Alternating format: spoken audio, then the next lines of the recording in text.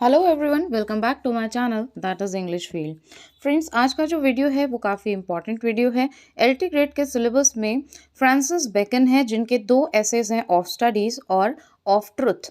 तो आज हम कवर करेंगे of studies. Line by line explanation होगा, बेस्ट एक्सप्लेनेशन होगा जो कि दोनों ही लैंग्वेजेस में मैं एक्सप्लेन करूँगी आपको और बहुत अच्छे से आपको समझ में आएगा। By the end of the video ऐसा कोई भी क्वेश्चन इससे नहीं होगा जो क्वेश्चन आप ना कर पाएँ और फिर भी कुछ रह जाता है या फिर कुछ नहीं समझ में आता है तो you are always free to comment. ठीक है, तो आइए देखते हैं ओवरव्यू क्या है, फ्रांसिस बेकन कौन थे और इस ऐसे का ओवरव्यू देखते हैं क्या इसमें बताया गया है। तो ये जो आपका ऐसे है of studies, Francis Bacon belong to the 16th century. जो फ्रांसिस बेकन है वो 16th सेंचुरी से बिलोंग करते हैं। Of studies is an essay published in 1597 और ये जो ऑफ स्टडीज आपका ऐसे है वो 1597 में पब्लिश हुआ था। ठीक है, इसके बाद में जो इसके मेजर पॉइंट्स हैं जिसके ऊपर ये पूरा ऐसे टिका हुआ है, मतलब ओवरव्यू की बात करें, जैसे कि किसी भी प्लेस पे जब हम घूमने जाते हैं तो उसको अगर पहले ही हम थोड़ा सा सर्च करके उसके पॉइंट्स जान लें, उसके की पॉइंट्स जान लें, कहाँ कहाँ पे कौन कौन सी चीज़ें हैं, तो हमें वो और अच्छे से समझ में आता है। ठीक उसी तरीके से इसमें जो मेजर पॉइंट्स हैं जिस पे फ्रांसिस बेकन ने बात की है उसके बारे में हम चर्चा करेंगे। प्रैक्टिकल अप्रोच को उन्होंने बहुत ज़्यादा प्रायोरिटी दी है, मतलब कि स्टडीज़ टाइटल से ही आपको पता चलता है कि खाली किताब खोल करके पढ़ना ही सब कुछ नहीं है। प्रैक्टिकल अप्रोच होनी चाहिए चीज़ों की समझने की, ताकि आप अपनी स्टडी को इम्प्लीमेंट भी कर सकें और आपको सही तरीके से उसका ज्ञान भी हो सके। ये अलग अलग पॉइंट से उन्होंने मेंशन किया है, अलग अलग एग्जाम्पल से, वो हम टेक्स्ट में पढ़ेंगे आगे। फिर है डीपर मीनिंग। हर चीज़ की यहाँ पे उन्होंने डीप मीनिंग बताई है, मतलब कि एक लाइन है लेकिन उसका अर्थ बहुत गहरा है। ये फ्रांसिस बेकन की एक आप कह सकते हैं कैरेक्टरिस्टिक रही है। Uses of study in various ways. पढ़ाई को, स्टडी को आप किस तरीके से अलग अलग तरीके से यूज़ कर सकते हैं अपनी प्रैक्टिकल अप्रोच में, अपने एक्सपीरियंसेस में, अपनी लाइफ में, अपने बिजनेस में। तो काफ़ी सारे पॉइंट्स को उन्होंने यहाँ पे एलाबोरेट करके बताया है, वो हम टेक्स्ट में देखेंगे। काफ़ी इंटरेस्टिंग ऐसे है। तो चलिए हम देखते हैं क्या क्या वो पॉइंट्स हैं। टेक्स्ट पे अब हम आते हैं। Studies serve for delight, for ornament and for ability. तो यहाँ पे क्या कहते हैं फ्रांसिस बेकन कि जो स्टडी होती है सर्व फॉर डिलाइट, मतलब उससे आपको खुशी भी होती है, आनंद भी आता है। फॉर ऑर्नामेंट, ऑर्नामेंट से यहाँ पे उनका मतलब है कि दिखावे के लिए। ठीक है, for ornament and for ability, और आपकी क्या एबिलिटी है, क्या आपके अंदर पावर है उसको भी दिखाता है, क्या आपके अंदर योग्यता है उसको आपकी स्टडी दर्शाती है। Their chief use for delight is in privateness and retiring. जो चीफ यूज़ है फॉर डिलाइट, डिलाइट के लिए मतलब कब आप उसको अच्छे से एन्जॉय कर सकते हो, कब आप अपनी स्टडी को फील कर सकते हो, ना कि सिर्फ रीडिंग, तो वो होती है प्राइवेटनेस एंड रिटायरिंग। जब आप प्राइवेट में बैठ के पढ़ते हो, एक तो होता है कि स्टडी को आप शोरगुल में बैठ के पढ़ो तो वो आपको डिलाइट नहीं देगी, रीज़न कि आपका फोकस ही नहीं रहेगा। दूसरा, जब आप अपने काम से, अपनी रिस्पॉन्सिबिलिटीज़ से, इन सारी चीज़ों से निवृत्त हो जाते हैं, मतलब रिटायर हो जाते हैं, वो चाहे आपकी जॉब हो, चाहे आपके घर की रिस्पॉन्सिबिलिटी हो, एक एज के बाद में रिटायर हो जाते हैं इन सारी चीज़ों से, तो आपको जो समय मिलता है अलग से व्यतीत करने का, एक स्पेयर टाइम होता है आपके पास, तो तब जो आप पढ़ाई करते हो उसमें आपको डिलाइट मिलता है। फॉर ऑर्नामेंट मतलब दिखावे का, दिखावे के लिए भी स्टडी होती है। Is in discourse and for ability is in the judgement. तो ऑर्नामेंट इज इन डिस्कोर्स मतलब किसी से, डिस्कोर्स यहाँ पे किस चीज़ को बताया गया है, जब आप डिस्कशन करते हो, किसी भी राइटिंग पे लेंथी डिस्कशन करते हो तो उसमें आप ओवर शो करते हो, बहुत बड़े बड़े वर्ड्स का यूज़ करना, भले से सामने वाले को समझ में आ रहा हो या ना आ रहा हो। ज़रूरी नहीं है कि सामने वाला भी आप ही के जितना पढ़ा लिखा हो या फिर उस वर्ड्स की वहाँ पे ज़रूरत है, आप नॉर्मली भी बात कर सकते हो। तो बहुत लोगों की आदत होती है कि अपनी पढ़ाई को दिखाते हैं, शो ऑफ करते हैं, ठीक है। तो for ornament is in discourse and for ability और जो आपकी योग्यता होती है उसको आप किस तरीके से यूज़ करते हो, इज इन द जजमेंट। कहाँ पे यूज आती है, is in the judgement and disposition of business. Business से रिलेटेड जो भी आपको डिसीजंस लेने होते हैं, चाहे बिजनेस को ग्रो करने में, चाहे फ्रेंचाइज डिस्ट्रीब्यूट करने में, बहुत सारे सेगमेंट्स होते हैं बिजनेस में, तो उसके अकॉर्डिंगली, और जजमेंट अपने बिजनेस को ग्रो करने में, चाहे लाइफ के जजमेंट, ठीक है, आप सही और गलत की पहचान कर सकें तो आप स्टडी से वो चीज़ें भी कर सकते हो। तो ये कुछ चीज़ें बताई है कि डिलाइट किस में होता है, प्राइवेटनेस में होता है, और ऑर्नामेंट दिखावा डिस्कोर्स में होता है, और एबिलिटी आपकी कहाँ दिखाई दे सकती है, is in the judgement and disposition of business. I hope इतना क्लियर हो गया होगा। आगे बढ़ते हैं। फॉर एक्सपर्ट मैन, ठीक है, एक्सपर्ट लोगों के लिए क्या होता है, कैन एग्जीक्यूट एंड परहैप्स जज of particulars one by one but the general counsels and the plots and marshalling of affairs। Expert man क्या होता है, एग्जीक्यूट मतलब उस चीज़ को कार्यान्वित करना, ठीक है, एंड जज अच्छे तरीके से चीज़ों को आप जज कर सकते हो, किसी भी पर्टिकुलर चीज़ को, किसी भी मैटर को, वन बाय वन, एक एक करके। बट द जनरल काउंसिल क्या करते हैं, जो भी कोई किसी भी तरीके का आपके अफेयर्स होते हैं, किसी भी तरीके का कोई मैटर होता है, उसको समझना, come best from those that are learned, ठीक है, जो काफ़ी पढ़े लिखे होते हैं या फिर उनके अंदर उस चीज़ का एक्सपीरियंस होता है, तो जनरल काउंसिल्स क्या होते हैं, वो बेस्ट कर सकते हैं। कम बेस्ट फ्रॉम दोस्त, कहाँ से बेस्ट आता है, अगर वो काफ़ी पढ़े लिखे हैं या फिर उस फील्ड की उनको बहुत अच्छे से नॉलेज है। ऐसा तो है नहीं कि आप टीचर हो और आपको डॉक्टर का काम दे दिया जाए कि जाओ एक पेशेंट आया है उसको मेडिसिन लिख के दे दो, नहीं कर सकते। आप अपना बेस्ट तभी कर सकते हो जब आप उस फील्ड से रिलेटेड हो। जैसा कि मैं हर बार कहती हूँ कि सीटेट कई लोग क्वेरी करते हैं, तो सीटेट मैं कराती नहीं हूँ। तो सेम वे, जिस चीज़ में आप माहिर हो उसी में आप अपना बेस्ट प्रूव भी कर सकते हो। To spend too much time in studies is sloth क्या होता है, अब देखिए कई बार बोलते हैं ना क्वेश्चन कहाँ से बनते हैं, इसी तरीके से क्वेश्चन बनते हैं। क्वेश्चन आ सकता है कि according to Francis Bacon, when you spend too much time in studies, फिर आपको 4 ऑप्शन दे देंगे, तो उसमें से आपको सेलेक्ट करना होगा। स्लॉथ इज वेरी लेजी, ठीक है, एकदम थका हुआ, लेजी, आलसी टाइप का। तो बहुत ज़्यादा टाइम भी स्टडी में डिवोट करना क्या बना देता है, स्लॉथ। अब आप कहेंगे उससे तो और इंटेलिजेंट होते हैं, नहीं, क्वालिटेटिव स्टडी करनी चाहिए। ज़रूरी नहीं है कि आप 12 घंटे ही बैठ के पढ़ें।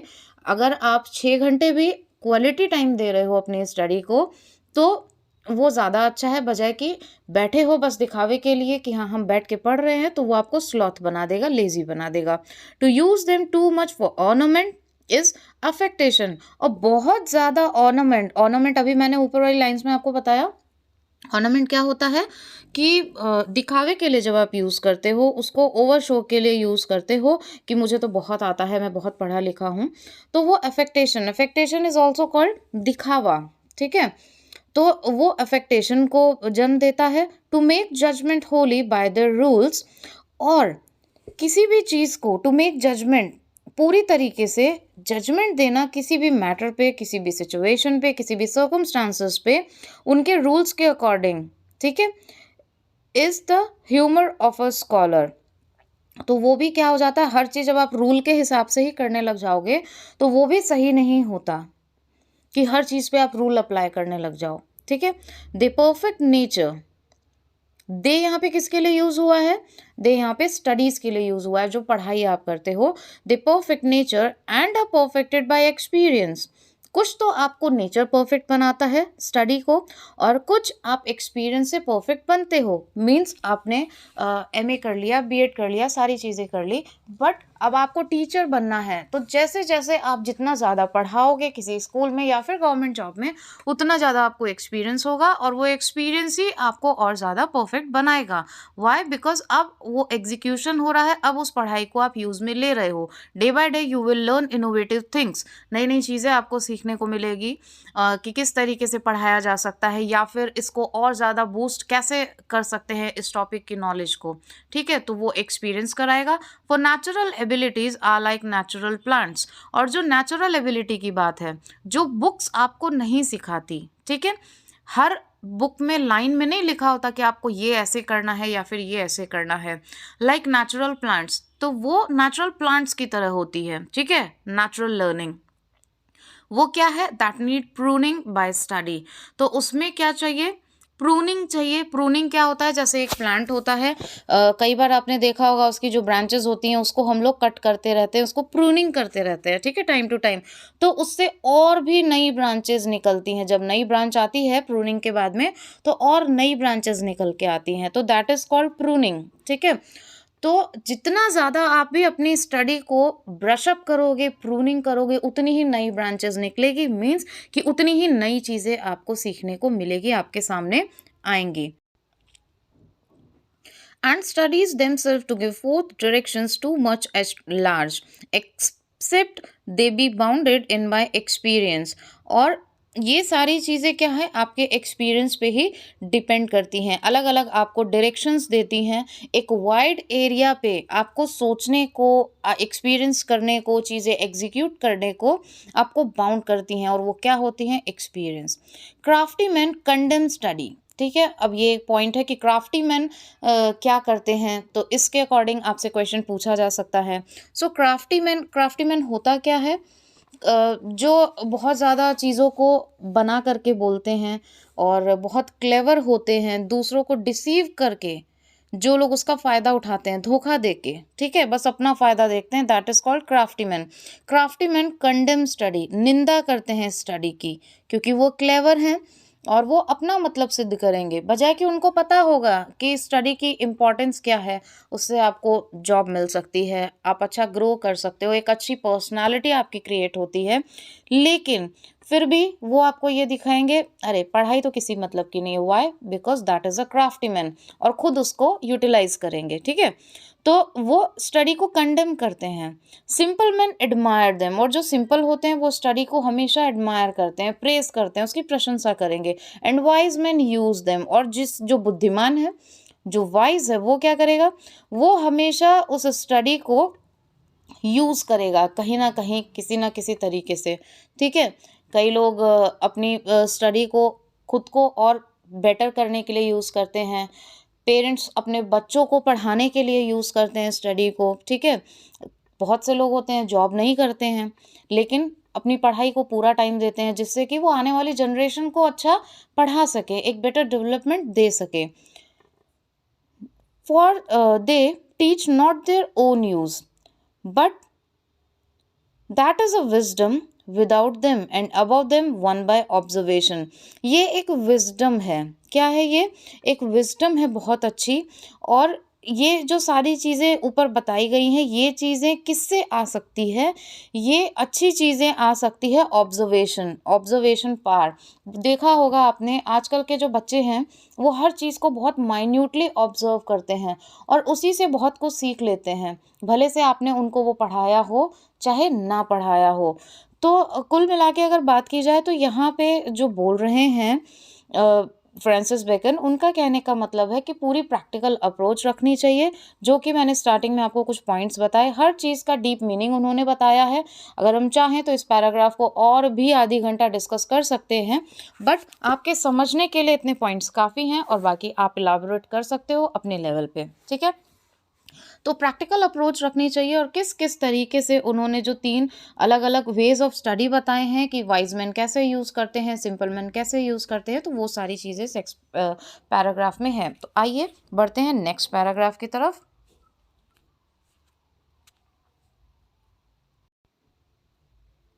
यहाँ पे बोलते हैं read not to contradict and confuse. ठीक है, कॉन्ट्रडिक्शन के लिए मतलब किसी से विरोधाभास करने के लिए, किसी से बहस करने के लिए, या कई बार हम आर्ग्यूमेंट भी करते हैं, तो पढ़ने के लिए इस तरीके से किसी से आर्ग्यूमेंट करने के लिए, उसकी बातों को काटने के लिए या उसे कंफ्यूज करने के लिए रीड मत करिए। Not to believe and take for granted, not to believe and take for granted, not to find talk and discourse, और ना ही उसको डिस्कोर्स, मैंने अभी आपको पिछले पैराग्राफ में भी बताया था कि किसी भी टॉपिक पे किसी से बहस करना, आर्ग्यूमेंट करना, ठीक है, डिस्कशन करना, तो ना ही ऐसी ऐसी बार बार ऐसे टॉपिक खोज के लाइए कि जिस पे आप एक लंबा डिस्कशन कर सकते हैं, खुद को दिखा सकते हैं। तो इन चीज़ों को एज फॉर ग्रांटेड नहीं लेना चाहिए कि अरे मुझे तो इतना आता है, मैं इसको ऐसे दिखाऊंगा। तो इन सारी नुक्ताचीनी में नहीं लगे रहना चाहिए। और एक्चुअली में देखा जाए तो जो सच में पढ़ा लिखा होता है और इंटेलेक्चुअलिटी होती है जिसमें, वो कभी भी दिखावा नहीं करते, ठीक है। But two way and consider, लेकिन करना क्या चाहिए, बोलते हैं ना, way before you speak, way your words before you speak, मतलब अपने जो वर्ड्स हैं उनको पहले नापो और तोलो कि तुम बोल क्या रहे हो बोलने से पहले। तो वर्ड्स को ज़रूर देखना चाहिए। तो आपके अंदर वो तर्क शक्ति होनी चाहिए कि आप अपने वर्ड्स को वे कर सको, मतलब सही गलत समझ सको, किसके सामने क्या बोलना है क्या नहीं बोलना है, और उन पॉइंट्स को कंसीडर कर सको अच्छे से। तो वो होती है एक रीडिंग और एक study. Some books are to be tested, कुछ बुक्स, अब यहाँ पे बुक्स की क्वालिटी बताई है, कुछ एग्जाम्पल के थ्रू देखिए। Some books are to be tested, कुछ बुक्स टेस्ट करने के लिए होती हैं। अदर टू बी swallowed, कुछ निगलने के लिए होती हैं। And some few to be chewed and digested, कुछ को हम चबाते हैं और डाइजेस्ट कर जाते हैं। That is some books are to be read only in parts. तो आइए देखते हैं कि यहाँ से पे वो बताना क्या चाहते हैं। This is very important paragraph. कुछ बुक्स होती हैं टेस्ट करने के लिए होती हैं कि चलो थोड़ा बहुत पढ़ लिया। अदर्स टू बी swallowed, और कुछ होती हैं कि एकदम निगलने वाली होती हैं, ठीक है। मतलब कि ऊपर ऊपर से पढ़ा, थोड़ी थोड़ी रीडिंग करी, कुछ कुछ मेन हेडलाइंस, मेन हेडिंग देखी और फिर छोड़ दी। And some few to be chewed and digested, और कुछ पूरी तरीके से चबाने वाली होती है और डाइजेस्ट करने वाली होती है। जस्ट लाइक फूड, जो टेस्टी फूड होता है उसको आप अच्छे से चबाते हो, उसका पूरा टेस्ट लेते हो, आपकी टेस्ट बड्स उसका टेस्ट लेती है और वो अच्छे से डाइजेस्ट भी होता है, right.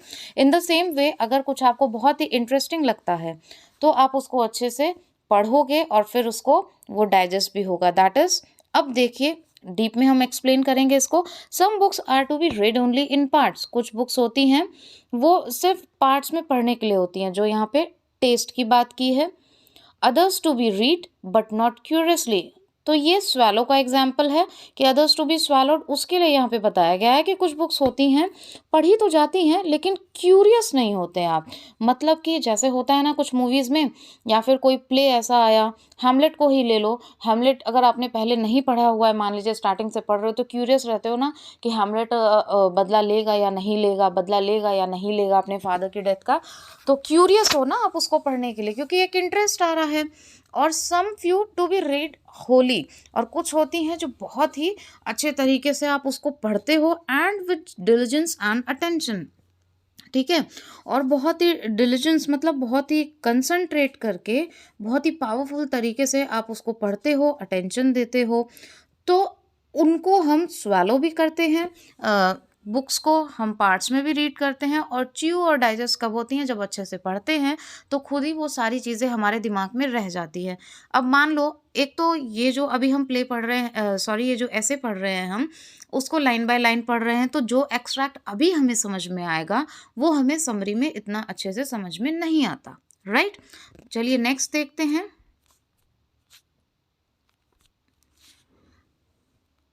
Some books also may be read by deputy and extracts made of them by others, but that would only in the less important arguments and the meaner sort of books. Else, distilled books are like common distilled water, flashy things. ठीक है। अब क्या होता है, जो distilled books होती हैं, मतलब थोड़ी बहुत जो फिल्टर बुक्स होती हैं, थोड़ी बहुत अच्छी होती हैं और कुछ बहुत डीपर मीनिंग नहीं होता है, तो उसमें क्या होता है, चीज़ें बस ऊपर ऊपर से दिखती हैं कि बहुत अच्छी हैं, लेकिन इतना कुछ ऐसा एक्सट्रैक्ट नहीं निकल के आता। जैसे कि ये ऐसे है ऑफ स्टडीज़, ये आपको बहुत कुछ सिखाएगा। अगर आप टीचर हो तो भी, स्टूडेंट हो तो भी, एक बहुत अच्छे रीडर हो तो भी। कई लोगों को बुक रीडिंग बहुत अच्छा लगता है, तो उन सब चीज़ों में ये आपको बहुत कुछ सिखाएगा ऐसे। उसी तरीके से कुछ बुक्स जो होती हैं, उनका एक्सट्रैक्ट दूसरों तक भी पहुँचता है, क्योंकि आप उसको वर्ड टू वर्ड जाके किसी से बोलोगे तो माउथ पब्लिसिटी होती है। उसके बारे में इंटेलेक्चुअल जो लोग होते हैं, जो आपस में डिस्कशन करते हैं पढ़ाई के बारे में या किसी नॉवल के बारे में, तो आप उसके बारे में डिस्कशन भी करोगे, ठीक है? और उसके बारे में भले से वो आर्गुमेंट इतना इम्पोर्टेंट नहीं हो, लेकिन फिर भी आप उसके बारे में बात करोगे। तो कुछ बुक्स ऐसी होती हैं, कॉमन होती हैं, और कुछ बस थोड़े बहुत हाइलाइटेड उसमें पार्ट्स होते हैं। Reading make it a full man, conference a ready man, and writing an extract man. अब रीडिंग क्या होती है? रीडिंग आपको एक फुल मैन से मतलब है कि आपको एक अच्छा इंसान बनाती है। एक अच्छी आदत में हो आप, एक अच्छी हैबिट है रीडिंग। कॉन्फ्रेंस अ रेडी मैन, और जो कॉन्फ्रेंस होती है मतलब किसी भी आर्ग्यूमेंट के लिए आप रेडी हो, किसी भी टॉपिक पे आप बोलने के लिए रेडी हो। जब आप उसको डिस्कशन के रूप में लेते हो, किसी भी रीडिंग को, किसी भी टेक्स्ट को। And writing an extract man, और राइटिंग को सबसे ज़्यादा इंपॉर्टेंस दी गई है। आप पढ़ रहे हो, उसको लिखते भी जा रहे हो। आई ऑलवेज सजेस्टेड कि जब भी आप कुछ भी पढ़ो, डेवलप हैबिट ऑफ राइटिंग। लिखते जाओगे तो वो चीज़ आपको और भी आपके माइंड में पक्की हो जाएगी। जितना कि आप रीड करते जाओगे तो वो चीज़ें इतनी स्ट्रांगली आपके माइंड में नहीं सेट होगी। ये सच है। And therefore if a man right little, अगर कोई थोड़ा लिखता है, ही had need have a great memory, ठीक है? तो उसको एक अच्छी मेमोरी की ज़रूरत होगी। If he confer little, he had need have a present wit, और अगर कोई बहुत ज़्यादा अच्छे से एक दूसरे से बात करता है, बहुत अच्छे से बोल लेता है, तो उसको थोड़ी सी बुद्धि की ज़रूरत होगी। And if he read little, he had need have much cunning to seem to know that he doth not।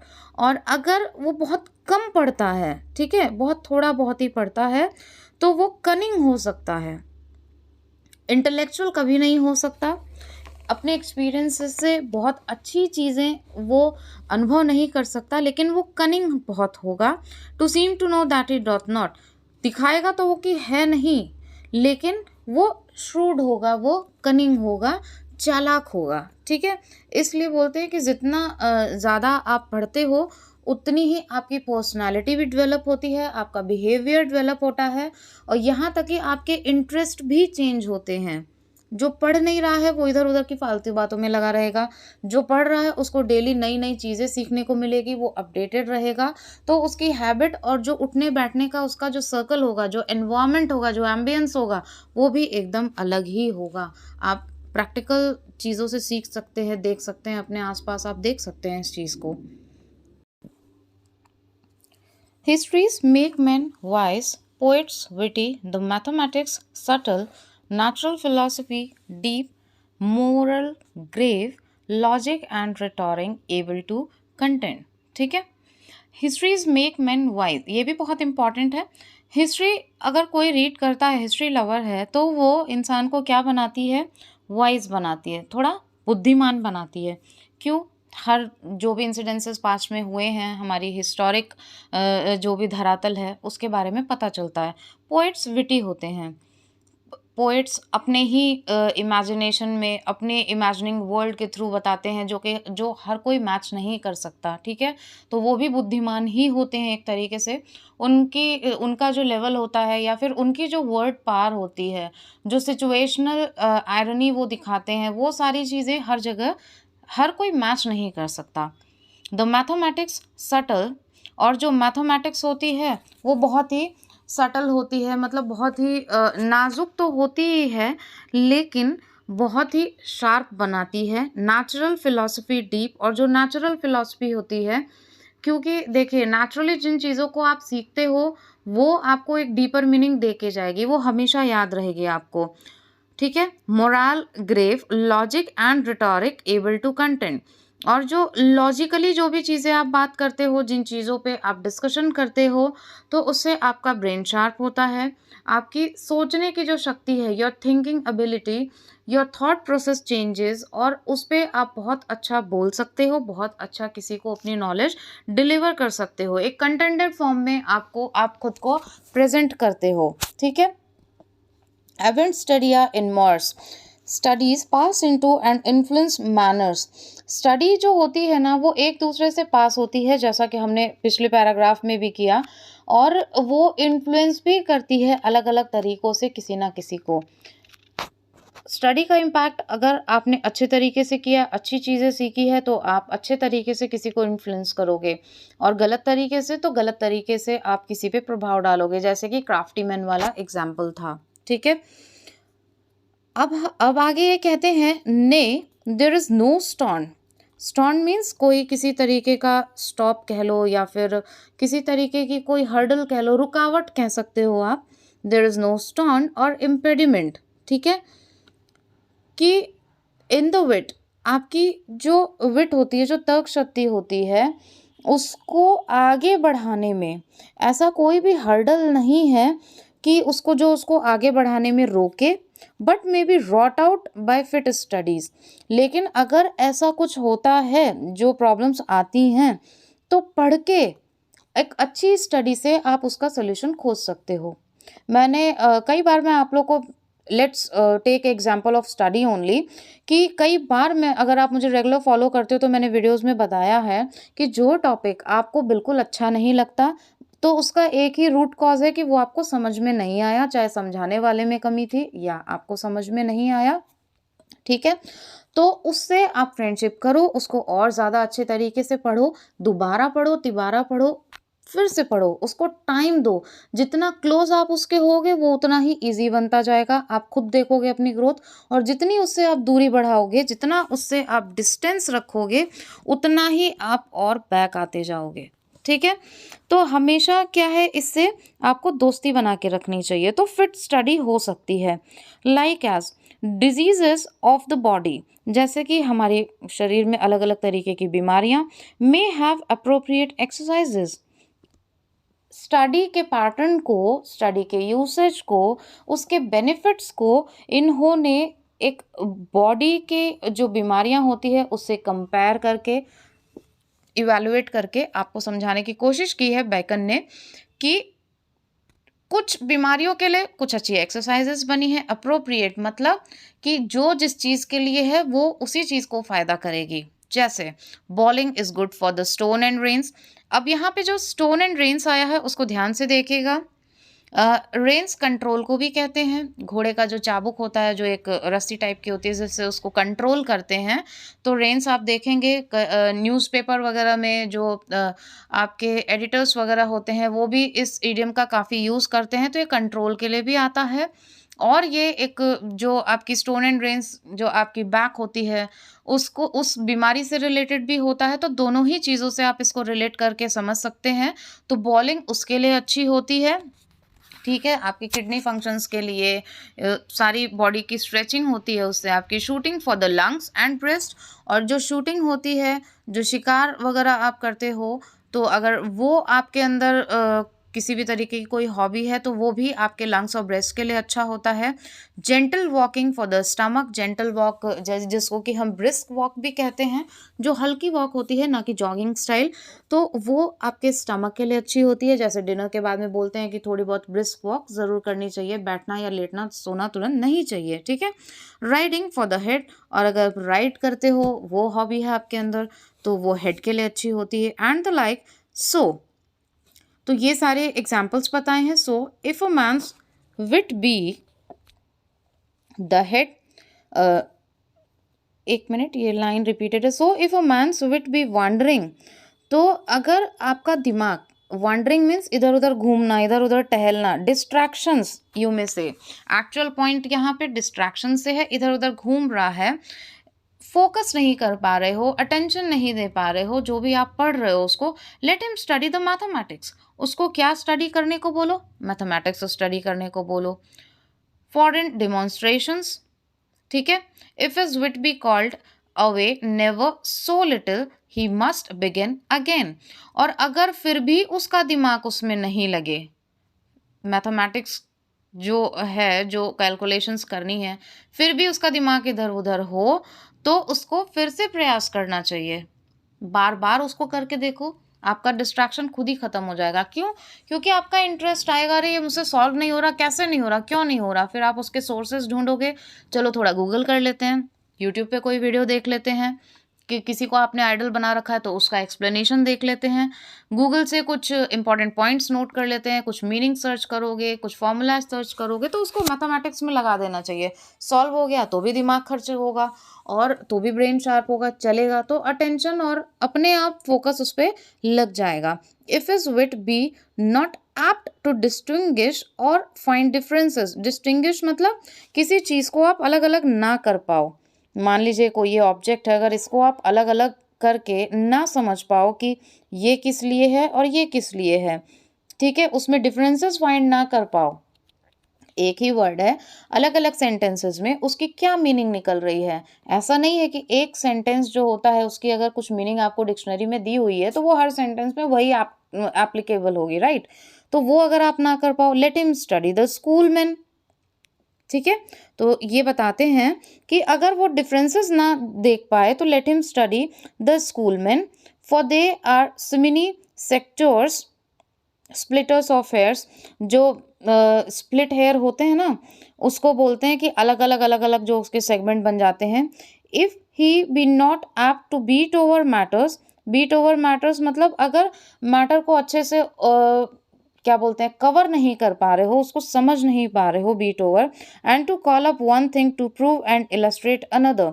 और मान लो कोई topic, if you are explaining a single topic and you are not able to give example related to the same topic, अगर आप उसको किसी example से explain नहीं कर पा रहे हो, उसको इलस्ट्रेट नहीं कर पा रहे हो, मीन्स वो चीज़ आपको समझ में ही नहीं आई। वरना अलग अलग तरीके के वेरिएशंस आप उसको दिखा सकते हो, ऐसे नहीं समझ में आया तो लो ऐसे समझ लो, ऐसे नहीं समझ में आया तो लो तीसरे तरीके से समझ लो, राइट।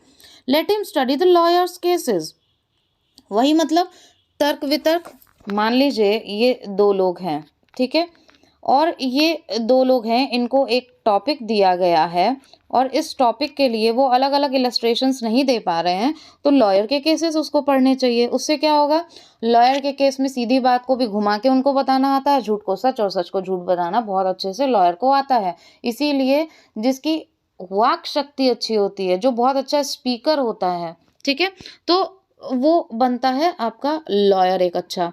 तो उसको लॉयर के केसेस पढ़ने चाहिए। So every defect of the mind may have a special receipt. तो किसी भी तरीके का डिफेक्ट हो आपके माइंड में, डिफेक्ट से मतलब कोई वैसा डिफेक्ट नहीं, मतलब कुछ समझ में ना आ रहा हो, it is all related to your reading skills, to your study, the way you grasp thing, किस तरीके से आप पढ़ते हो, उसको समझते हो, एग्जीक्यूट करते हो, इन सारी चीज़ों से रिलेटेड ये ऑफ स्टडीज़ ऐसे था, ठीक है।